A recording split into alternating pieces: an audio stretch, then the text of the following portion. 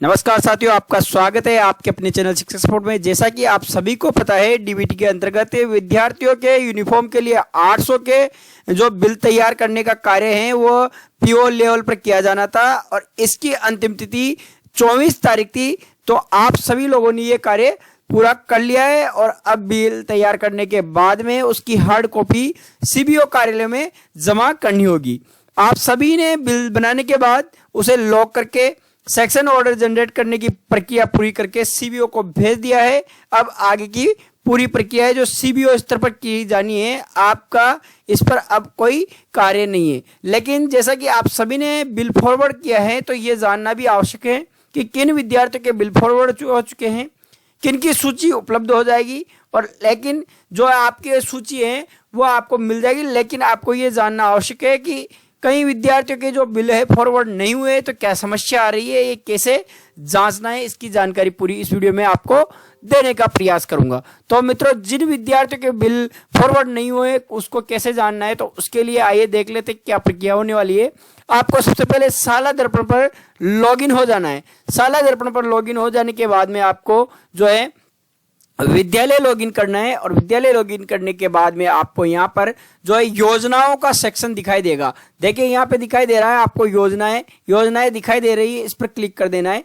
इस पर क्लिक करने के बाद में आपको यहाँ पे इस प्रकार का इंटरफेस दिखाई देता है और आपको यहाँ पे छात्र वर्दी डीबीटी प्रणाली यहाँ पे दिखाई दे रहा होगा, इस पर क्लिक करना है। उस पर क्लिक करने के बाद में नीचे देखिए आपको छात्र यूनिफॉर्म डीबीटी प्रणाली शो होगा, इस पर आपको क्लिक कर देना है। इस पर क्लिक करने के बाद में आपको ये एक लाल कलर का पॉपअप दिखाई दे रहा होगा, लाल कलर की विंडो दिखाई दे रही है।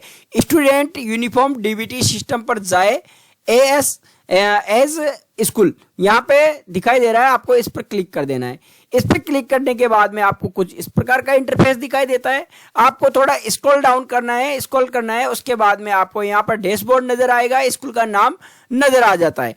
इसके बाद में आपको व्यू ऑल काउंट पर क्लिक कर देना है। व्यू ऑल काउंट पर क्लिक करने के बाद में आपको यहाँ पे student eligible, student applied, forward application ये दिखाई दे रहा है, तो आपको यहाँ पे टोटल नंबर नजर आ जाएंगे।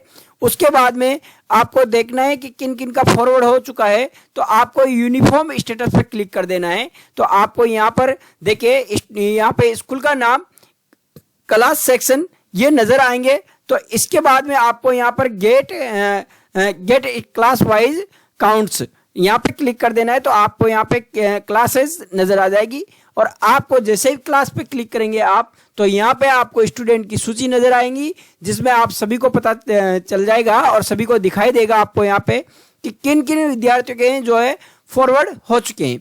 ये देखिए यहाँ पे फॉरवर्ड नजर आ रहा है, तो इन सभी विद्यार्थियों के यहाँ पे फॉरवर्ड हो चुके हैं। अब जैसा कि आपको मैंने बताया था, इस वीडियो में हम बात कर रहे हैं कि इनके फॉरवर्ड नहीं हुए हैं, इसकी जानकारी यहाँ पे आपको लेनी है। तो देखिए आपको यहाँ पे school class wise status report पर क्लिक करना है और जैसे ही आप school class wise status report पर क्लिक करेंगे आपको यहाँ पे विद्यालय का नाम भरना है और क्लास चूज करनी है।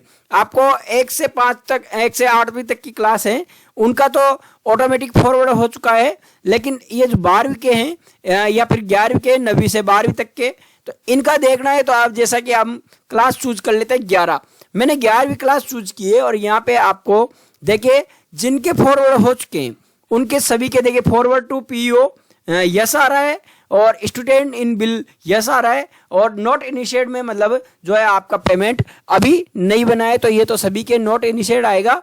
जैसे जैसे बिल बनते जाएंगे यहाँ पे इनिशिएट हो जाएगा।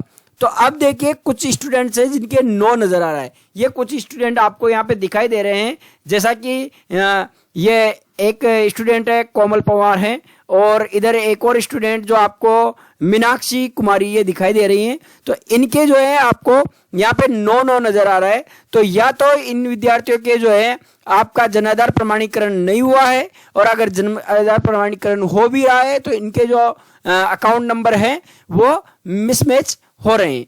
तो इन विद्यार्थियों के जो है पहले आप जनाधार प्रमाणीकरण करें और जनाधार प्रमाणीकरण हो भी रहा है तो इनका जो आधार जो जनाधार के साथ में अकाउंट नंबर है वो मिसमैच हो रहा है, तो उसको सही करवाने की जो है कृपा करें। इनके पेरेंट्स को बोले ये सभी उनको आधार को और जनाधार को सही करेंगे, इनके अकाउंट नंबर सही करेंगे, उसके बाद में यहाँ पर आप वापस इसको सही कर सकते हैं।